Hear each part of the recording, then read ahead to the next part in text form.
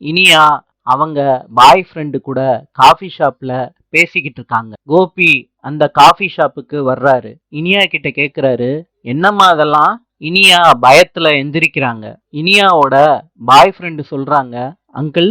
கோபி சொல்றாரு, தம்பி உட்காரு.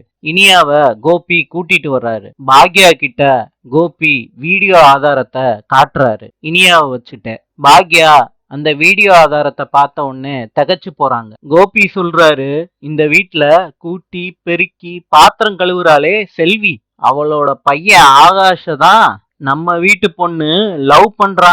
ஈஸ்வரி வாயடைச்சு போயிடுறாங்க. செல்விக்கு தெரியாம வீட்டுக்குள்ள வர்றாங்க. அக்கான்னு சொல்லிக்கிட்டே வர்றாங்க. அப்ப ஈஸ்வரி சொல்றாங்க, நல்லவ மாதிரியே இந்த வீட்டுக்குள்ள எப்படி வர மனசு வந்துச்சு உனக்கு?